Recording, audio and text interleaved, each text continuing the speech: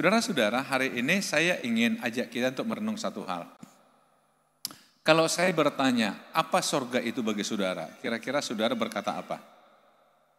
Apa sorga? Sorga itu apa sih? Apa sih surga itu gitu ya? Kadang-kadang saudara ada hal-hal yang sudah sangat familiar di telinga kita, bahkan kita juga suka mengucapkannya, tetapi belum tentu kita punya pemahaman yang sama dengan orang-orang. Ya, seperti sorga misalnya. Apa sih sorga? Semua orang berbicara sorga. Tapi ketika ditanya apa sorga itu menurut Anda? Apa yang terjadi di sorga menurut saudara? Ya tentu kita akan punya banyak pemahaman saudara. Tentu seperti apa yang kita belajar, apa yang pernah kita dengar. Kalau dibilang apa yang kita rasakan, belum masuk sorga kan? Tetapi saudara-saudara hari ini saya coba ajak kita. Yesus pernah berkata bahwa sukacita di sorga juga ada. Dan ternyata sukacita bisa terjadi di sorga justru karena kita yang buat sorga bersukacita. Nah, mari kita coba belajar dari Alkitab khususnya dari Lukas pasal 15. Kita coba belajar dari Lukas pasal 15. Para pemungut cukai dan orang-orang berdosa biasanya datang kepada Yesus untuk mendengarkan dia. Memang ini agak mungkin ini yang membuat kalau kita lihat berikutnya orang Farisi itu agak bingung ya. Kenapa orang berdosa, kenapa pemungut cukai justru suka datang kepada Yesus? Orang berdosa, pemungut cukai. Sementara orang Farisi melihat itu maka bersungut-sungutlah orang-orang Farisi dan ahli-ahli Taurat yang merasa diri bukan orang berdosa, yang merasa dirinya sebagai orang benar. Mereka berkata, ia menerima orang-orang berdosa dan makan bersama-sama dengan mereka. Hah? Jadi bagi mereka nggak nyambung. Yesus yang adalah Tuhan, tapi kok ngumpulnya sama orang berdosa? Sementara kami aja, kalau dalam bahasa saya, ahli Taurat, kami nggak mau gabung sama mereka. Tapi kok Yesus menerima mereka? Nah ini jadi sebuah pertanyaan mereka. Kenapa sih Yesus justru menerima orang berdosa? Tapi ada hal yang menarik di sini. Pemungut cukai dan orang-orang berdosa biasanya datang kepada Yesus untuk apa? Mendengarkan Yesus. Untuk mendengarkan Yesus. Kenapa disejarkan antara pemungut cukai dan orang berdosa? Saudara-saudara, memang di masa lalu pemungut pajak itu nggak disukai. Di masa lalu saudara, bukan masa sekarang. Tolong. Ya. Halo, jangan berpikir yang sekarang ya. Kalaupun saudara bermasalah orang pajak itu urusan saudara-saudara. Kenapa dulu pemungut cukai itu dulu itu seperti debt collector kelakuannya saudara. Kalau menagih pajak itu maksa. Sehingga enggak simpatik masyarakat. Nah karena itulah saudara, para pemungut cukai itu disejarkan orang berdosa. Salah satu contoh Sakeus misalnya kan.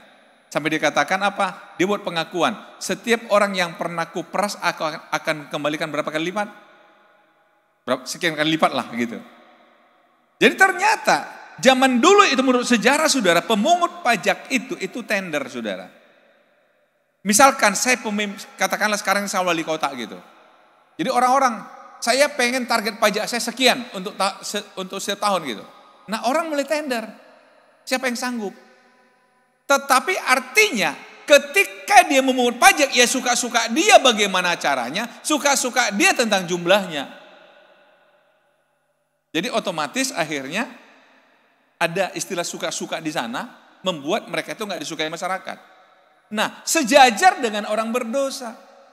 Nah, orang Farisi mulai bertanya, dia terima orang berdosa. Dia terima dosa. Saudara tahu, cara menjawab sungut-sungut orang Farisi dan ahli-ahli Taurat ini, Yesus menyampaikan 3 perumpamaan. Nah, ini yang kita mau belajar hari ini. 3 perumpamaan Yesus. Perumpamaan pertama adalah tentang domba yang hilang. Ayat 3 sampai 4, masih di Lukas 15, Saudara. Lalu ia mengatakan perumpamaan ini kepada mereka. Siapakah di antara kamu yang mempunyai 100 ekor domba? Dan jikalau ia kehilangan seekor di antaranya, tidak meninggalkan yang 99 ekor di padang gurun, dan pergi mencari yang sesat itu sampai ia menemukannya. Siapakah di antara kamu? Berarti Yesus tujukan perumpamaan ini kepada yang bersungut-sungut tadi. Siapa itu? Farisi dan ahli Taurat. Artinya begini, kamu yang bersungut-sungut. Kalau kamu punya domba 100 ekor dan hilang satu, kamu cari enggak? Kamu cari kan sampai ketemu? Atau saya coba ambil untuk zaman kita sekarang, karena saya yakin di sini sekarang nggak ada kita punya domba, apalagi 100. Tapi seandainya saudara punya mobil 100 dan hilang satu, dicari nggak? Cari, halo. Atau enggak saudara? Cari pasti. Cari sampai ketemu. Betul saudara? Jangan bilang enggak ya. Enggak, ini cara Yesus untuk membuka pikiran mereka. Yesus pakai domba, jadi domba itu dulu itu kan lambang dari kekayaan, harta. Artinya kalau hartamu hilang kamu cari. Cari enggak? Nah, kemudian Yesus katakan apa? Dan kalau ia telah menemukannya, ia meletakkannya di atas bahunya dengan gembira.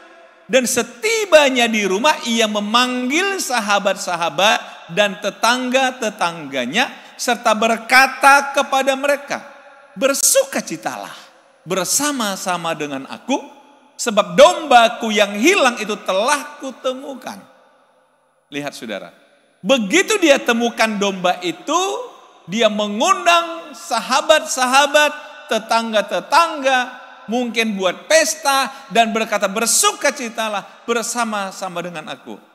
Sebab dombaku yang hilang telah ketemu. Mungkin saja dalam bersukacita ini dia menghabiskan biaya lebih daripada yang hilang tadi yang ditemukannya.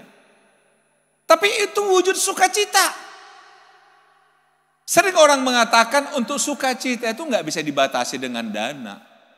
Untuk sebuah sukacita nggak boleh dihitung dengan angka. Namanya juga sukacita, betul nggak saudara? Untuk sukacita, orang nggak mau hemat saudara. Tapi sukacita dia ini karena apa? Karena dombanya yang hilang itu ditemukan. Ada satu kepuasan yang hilang ditemukan. Ada satu kepuasan. Nah, inilah cara Yesus menjawab sungut-sungut mereka tadi. Dan Yesus melanjutkan berkata begini, aku berkata kepadamu demikian juga akan ada sukacita di sorga karena satu orang berdosa yang bertobat. Nah, artinya begini saudara, kalau domba aja hilang kamu cari sampai ketemu, ini orang berdosa datang. Kok kamu gak sukacita? Tapi biar kamu tahu ya, kalau orang berdosa datang itu sorga bersukacita loh. Karena itu saudara, saya punya pikiran begini saudara. Dan saya ingin ajak semua jemaat punya pikiran yang sama. Jangan pernah mendiskusikan orang yang datang ke gereja. Jangan pernah lihat status orang yang datang ke gereja. Sedang dia sedang datang kepada Tuhan loh. Jangan bisik-bisik ketika melihat orang datang ke gereja. Halo, setuju? Sebab dia sedang datang. Nah, dia adalah domba yang hilang, yang ditemukan kembali. Ini kata Yesus. Lihat. Aku berkata padamu demikian juga akan ada sukacita di sorga. Jadi dari sinilah tema khotbah kita hari ini. Jadi kalau kita ingin lihat sorga bersukacita, itu hanya terjadi ketika orang berdosa bertobat. Ketika orang berdosa datang kepada Tuhan. Ketika orang berdosa datang ke gereja. Tidak pernah dicatat dalam Alkitab sorga bersuka cita ketika orang sakit sembuh, enggak. Bahkan ketika orang mati dibangkitkan, enggak juga. Betul saudara?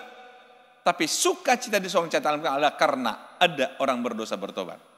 Nah, Yesus enggak puas dengan perumpamaan ini, dia kasih perumpamaan yang kedua. Atau perempuan manakah yang mempunyai 10 dirham? Dan jika ia kehilangan satu di antaranya, tidak menyalakan pelita dan menyapu rumah serta mencarinya dengan cermat sampai ia menemukannya.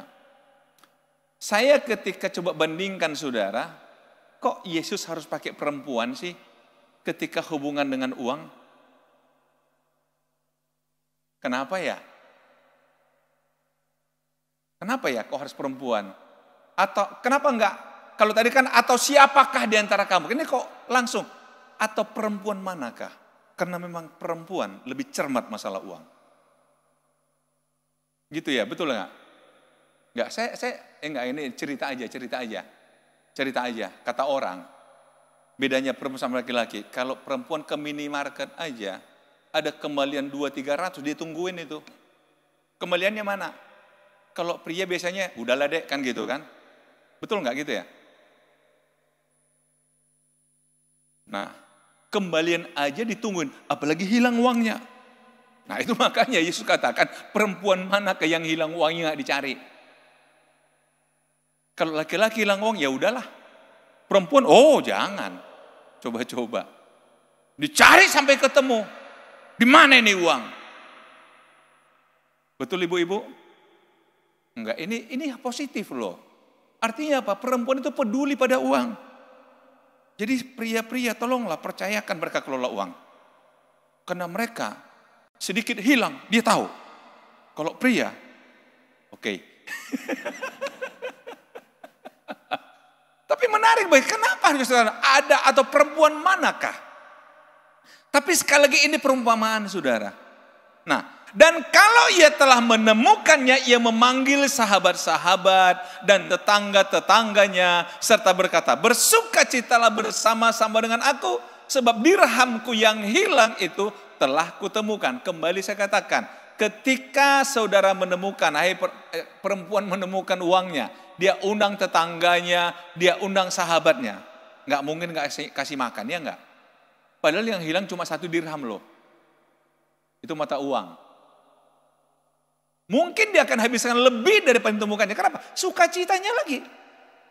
Untuk sukacita, orang nggak menghitung angka, saya ulangi lagi. Nah, Yesus katakan apa? Aku berkata kepadamu, demikian juga akan ada sukacita pada malaikat-malaikat Allah karena satu orang berdosa yang bertobat. Kalau tadi katakan sukacita di sorga, sekarang ditambah sukacita pada malaikat-malaikat. Berarti seisi sorga bersukacita ketika satu orang berdosa bertobat. Jadi sekali lagi saya ingin katakan, saya ingin ulangi saudara, berarti kalau saudara lihat ada orang yang katakan tanda petik, oh ini orang gak benar ini, kok ke gereja dia? Saudara sedang melihat sorga bersorak. Malaikat bersukacita saudara. Harusnya saudara ikut bersukacita, jangan bersungut-sungut. Kalau bersungut-sungut saudara orang berdosa ke gereja, berarti saudara orang Farisi. Berarti saudara ahli Taurat. Hati-hati ya. Halo, ada ahli Taurat di sini? Kalau saudara mendiskusikan orang berdosa di gereja, berarti saudara ahli Taurat. Orang Farisi. Loh, ini kan Alkitab. Nah, sekarang Yesus masuk perumpamaan yang ketiga, anak yang hilang. Yesus berkata lagi, ada seorang mempunyai 2 anak laki-laki. Kata yang bungsu kepada ayahnya, Bapa, berikanlah kepadaku bagian harta milik kita yang menjadi hakku. Lalu ayahnya membagi-bagikan harta kekayaan itu di antara mereka. Ini di budaya Yahudi nggak umum sebenarnya. Biasanya orang tua memberikan itu dalam pesan terakhir sebelum dia meninggal. Ini orang tua masih sehat tapi anak bungsunya udah minta warisan. Tetapi karena anaknya ini menuntut, akhirnya ayahnya membagi. Bagian dia dan bagian abangnya. Beberapa hari kemudian anak bungsu itu menjual seluruh bagiannya itu lalu pergi ke negeri yang jauh. Di sana ia memboroskan harta miliknya itu dengan hidup berfoya-foya. Setelah dihabiskannya semuanya, timbullah bencana kelaparan dalam negeri itu dan ia pun mulai melarat. Ternyata motif anak ini minta bagian warisan untuk berfoya-foya. Jahat, saudara. Jahat. Minta warisan untuk berfoya-foya. Untuk diboroskan. Tetapi pepatah mengatakan segunung pun emas kita kalau diboroskan habis juga. Akhirnya ia pun mulai melarat. Nah, ini mungkin agak berbeda ceritanya dengan dua perumpamaan yang tadi. Kita lihat. Lalu ia pergi bekerja pada seorang majikan di negeri itu. Orang itu menyuruhnya ke ladang untuk menjaga babinya. Lalu ia ingin mengisi perutnya dengan ampas yang menjadi makanan babi itu. Tetapi tidak seorang pun yang memberikannya kepadanya. Mengerikan, menyedihkan. Saking laparnya, dia datang ke kandang babi minta makanan babi. Saya nggak bisa bayangin, saudara, harusnya kalau di kita, menurut saya selapar-laparnya kita nggak sampai gitu juga lah. Tapi kenapa orang ini sampai segitu-gitunya, saudara? Berarti hidupnya benar-benar sudah sangat melarat. Bayangin, yang tadinya orang punya banyak uang, berfoya-foya, tiba-tiba jatuh melarat. Sakit, saudara. Sakit. Tetapi kelanjutan cerita ini, lalu ia menyadari keadaannya, katanya, betapa banyaknya orang upahan Bapakku yang berlimpah-limpah makanannya, tapi aku di sini mati kelaparan. Tersadar dia, aku akan bangkit dan pergi kepada Bapakku dan berkata kepadanya, Bapa, aku telah berdosa terhadap sorga dan terhadap Bapa. Aku tidak layak lagi disebutkan anak Bapa. Jadikanlah aku sebagai salah seorang upahan Bapa. Kadang-kadang, saudara, setelah menderita orang baru sadar. Baru tersadar, aku pengen kembali ke Bapakku. Setelah menderita baru sadar. Nah, saudara-saudara, akhirnya apa? Maka bangkitlah ia dan pergi kepada bapaknya. Ketika ia masih jauh, ayahnya telah melihatnya. Lalu tergeraklah hatinya oleh belas kasihan. Ayahnya itu berlari mendapatkan dia, lalu merangkul dan mencium dia. Saudara coba bayangin. Kalau tadi domba yang hilang dicari, dirham yang hilang dicari, tapi anak yang hilang kok enggak dicari? Sekali lagi di perumpamaan Yesus. Ada waktunya Yesus enggak mencari kita. Tapi biarkan kita menderita dulu. Ada kalanya, saudara. Ketika kita dengan begitu sombong dengan popongannya, seolah kita enggak perlu Tuhan, Tuhan biarkan. Sampai kita tersadar. Dan saya berharap, saudara, itu tidak terjadi pada hidup kita. Amin, saudara. Jadi bisa kita katakan begini, saudara, ada orang setelah begitu baru datang kepada Tuhan. Setelah begitu baru cari pendeta, Pak pendeta doakanlah saya sedang susah sekali sekarang karena begini. Tapi Tuhan izinkan saudara. Nah, tetapi saudara walaupun ketika dia kembali, ini poinnya saudara, kata anak kepadanya, Bapak, aku telah berdosa terhadap sorga dan terhadap Bapak. Aku tidak layak lagi disebutkan anak Bapak. Tetapi ayah itu berkata kepada hamba-hambanya, lekaslah bawa kemari jubah yang terbaik, pakaikanlah itu kepadanya, dan kenakanlah cincin pada jarinya, dan sepatu pada kakinya. Dan ambillah anak lembu tambun itu, sembelilah dia, dan marilah kita makan dan bersuka cita. Sebab anakku yang telah mati dan menjadi hidup kembali, ia telah hilang. Sama-sama hilang kan? Dan didapat kembali. Walaupun caranya karena dia sadar dan pulang. Tapi tetap ayahnya bersuka cita. Artinya apa, saudara? Kalaupun saudara harus melarat dulu baru kembali pada Tuhan, tetap kok sorga bersuka cita. Walaupun saudara pulang dengan melarat. Tapi janganlah tunggu melarat ya Bapak Ibu ya. Loh, dalam Alkitab juga dikatakan loh, pahitlah orang yang meninggalkan Tuhan. Saudara masih ingat khotbah saya berapa waktu yang lalu saudara? Mengapa Tuhan izinkan Israel melarat? Karena mereka tinggalkan Tuhan. Jadi terjadi penderitaan. Tapi syukurlah ketika mereka berdosa pada Tuhan, akhirnya Tuhan bantu lagi mereka. Saya coba merasa begini, sudah harusnya hidup kita ini enggak harus jatuh bangun, enggak harus saudara. Kadang-kadang memang kan hidup ini kan roda pedati Pak, kadang di atas kadang di bawah, itu kan roda pedati. Anda kan enggak nyantel di roda pedati kan? Ya namanya kehidupan Pak, enggak. Kayak lagu dangdut jatuh bangun aku. Itu kan mengejarmu kan, lanjutannya. Tapi saudara-saudara, saya meyakini kok. Seperti Daud mengatakan apa? Coba lihat ya. Kalau saudara cermati Mazmur 23, itu sebenarnya kesaksian Daud di tengah-tengah berbagai kondisi hidupnya. Tuhan adalah gembalaku, takkan kekurangan aku. Ayat 1 itu aja udah disebut, takkan kekurangan aku. Yang berikan aku di air yang di padang rumput yang hijau, yang bawa aku ke air yang tenang. Betul enggak? Gadamu tongkatmu itu menghibur aku. Bahkan dikatakan, sekalipun aku dalam bayang-bayang maut, aku enggak takut bahaya. Saudara lihat, artinya apa? Daud bukan tidak mengalami banyak problem, tapi dia tetap bersama dengan Tuhan. Sehingga dia tetap merasa tenang saudara. Jadi sekali lagi saudara, saya berharap ketika saudara mulai diberkati, jangan tinggalkan Tuhan. Jangan tinggalkan Tuhan. Berapa waktu yang lalu ketika kita bicara tentang Paulus, yang Paulus katakan apa? Aku tahu apa kekurangan, aku tahu apa kelimpahan, aku sudah biasa mencukupkan diri dalam segala keadaan. Masih ingat saudara? Segala perkara perlu tanggung dalam dia kekuatan padaku. Banyak orang kuat ketika dia susah, tapi enggak kuat ketika dia kaya. Ketika dia susah, masih dekat dengan Tuhan dan keluarga. Tapi begitu kaya kok ninggalin Tuhan dan keluarga.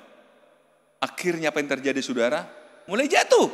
Setelah jatuh kembali pada Tuhan. Tapi kan udah pahit. Tapi ini ingin Tuhan katakan apa? Gimana pun caranya. Tapi setiap orang yang kembali kepada Tuhan, sorga bersuka cita. Saudara-saudara, saya tidak tahu bagaimana cara saudara kembali kepada Tuhan, datang pada Tuhan. Apakah karena dicari Tuhan, ataukah karena sebuah kesadaran? Sehingga saya coba buat satu perbandingan di sini, coba lihat saudara. Domba yang hilang itu dicari, ditemukan. Sorga bersuka cita. Kemudian, dirham yang hilang dicari dan ditemukan. Tapi anak yang hilang kembali, tapi setelah melarat. Setelah melarat. Semuanya memang kembali saudara ke rumah bapaknya. Domba kembali ke kandangnya. Dirham yang hilang kembali kepada ibu perempuan yang memilikinya. Anak yang hilang kembali kepada ayahnya. Tapi apapun caranya, seorang berdosa kembali kepada Tuhan. Sorga bersuka cita. Malaikat bersuka cita. Jadi saudara, kalau saudara punya kenalan yang sudah hilang, cari dia. Bawa kepada Tuhan. Amin. Atau kalau orang sudah mulai melarat, mungkin dia agak malu. Bawa dia kepada Tuhan, buat dia sadar. Enggak apa-apa, kembalilah ke gereja. Supaya sorga kembali bersorak. Amin saudara. Tapi jangan sengaja saudara lari, kemudian aku mau sorga bersorak, aku lari dulu lah, nanti balik lagi. Bukan gitu juga caranya saudara. Nanti Tuhan biarkan saudara gak dipanggil-panggil lagi, akhirnya meninggal saat melarat. Kasihan saudara. Tapi mari, ini perumpamaan Tuhan.